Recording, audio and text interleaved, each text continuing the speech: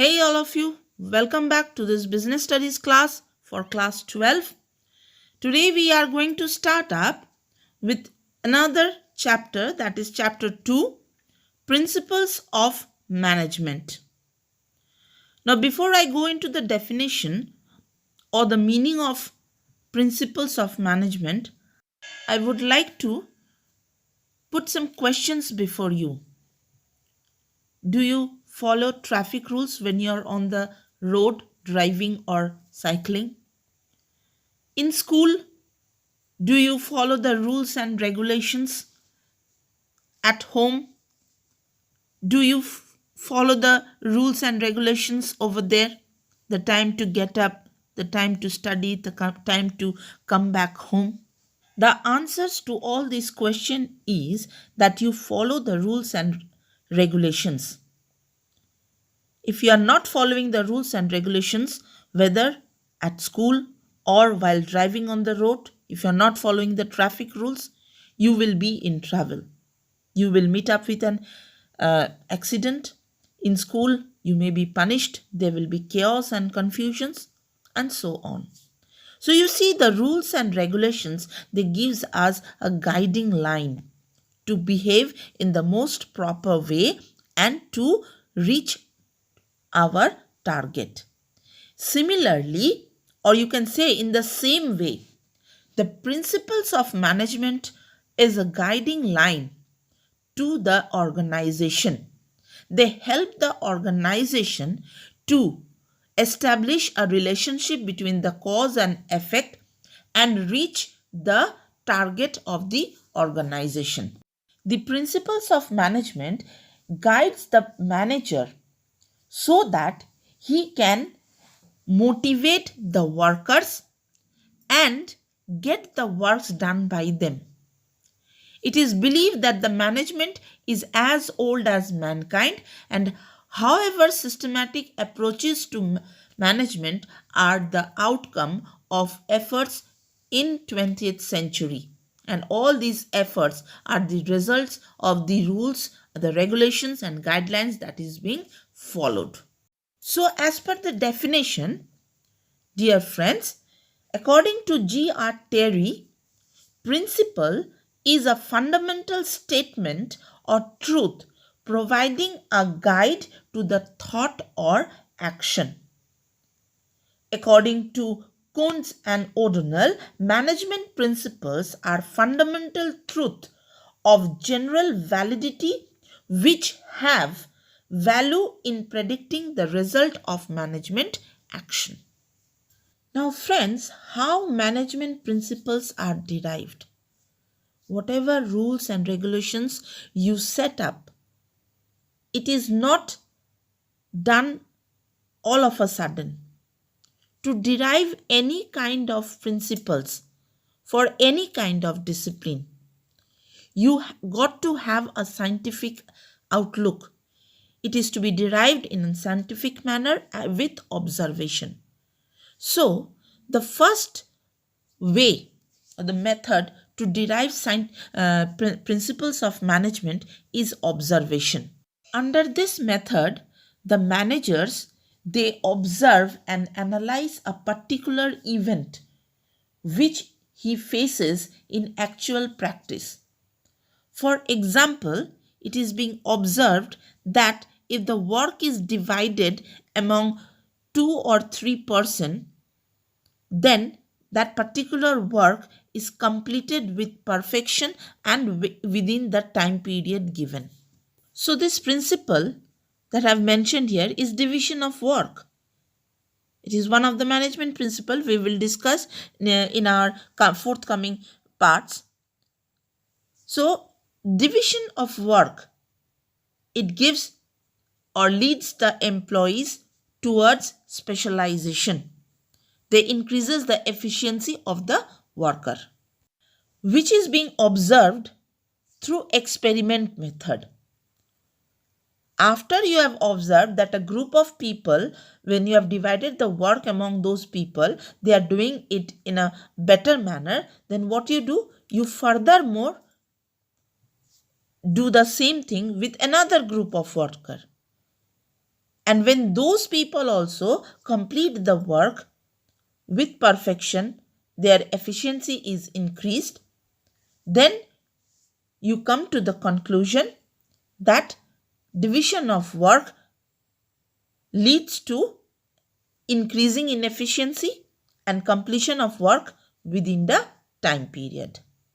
It is just like the case when your mother tells you not to drink water just after you have come back from playing, because she has observed as well as experimented the fact that just after coming back from playing, if you drink water, you will get ill.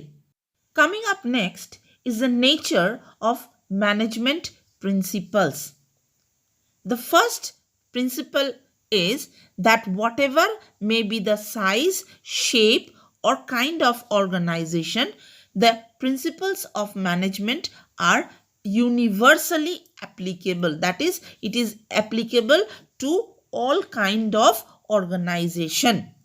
But one thing should be kept in mind, that it is applied according to the situation. The second principle says nature is that it is guideline. Management principles, they are not rigid or they are not static or absolute. They cannot be applied blindly. The application of these principles or the rules and regulations is according to the condition. For example, vacations. Now, you see, vacations are given either summer vacation or winter vacation.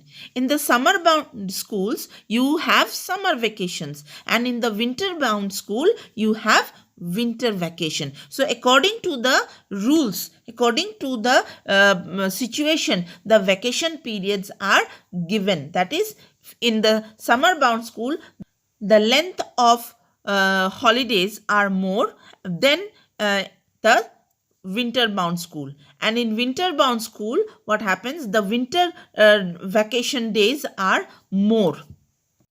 The third point is that whatever management principles are applied in the organization, they are formed by practice and experiments. They are not developed overnight, or they are not personal feelings of any persons. Fourthly, management principles are flexible. They are not rigid because they can be applied according to the situation. It is also seen that sometimes old principles are changed and new are applied. Next, fifth principle is behavioral in nature. The management principles, they guide and influence the behavior of the employees. These principles, they try to improve the relationship between the subordinate, the superior, and all the members of the organization. And next is, it is based on the cause and effect relationship. They specify what ultimate outcome will be if a particular situation or work is not done in a particular manner. The next principle that we have is the contingent principle, nature. Management principles are contingent or depend upon the situation prevailing in the organization. For example, the principle of team spirit is very important for an organization. Without team spirit, the members will not be able to work in group. And now let us discuss the significance of principles of management. The first importance of management principle is that it makes the work easier. Managers perform complex tasks, and with the help of these guidelines, the work is made easier. Next, development of management thought. Management, you see, it is a full-fledged field of study, and management teaching is based on the management principles, which develop management theories. So to develop the theories, to develop the management thought, principles are required. Next, managerial training. Management as a uh, trainer, it teaches how to face the situation.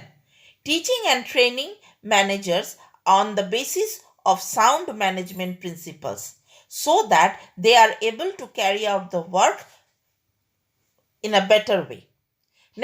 Next, management principles, they help in understanding the human behavior because management people are made to do the work. So, understanding their behavior, their psychological need is most important, which the principles of management helps us to do. Management principle is important because it helps us to improve the productivity of the organization. It helps us to solve the problem of the organization and to forecast how we can solve our future problem also. Next, it helps us in the study of management thought. Management principles, they provide the scope for research and development and to get ready for the future.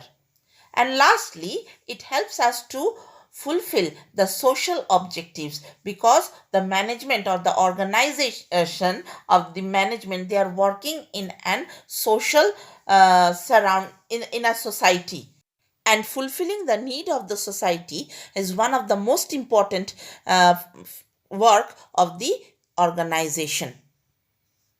Friends, our next topic will be the general principles of management. I will be back soon with the explanation. Till then, thank you. Please do subscribe my channel.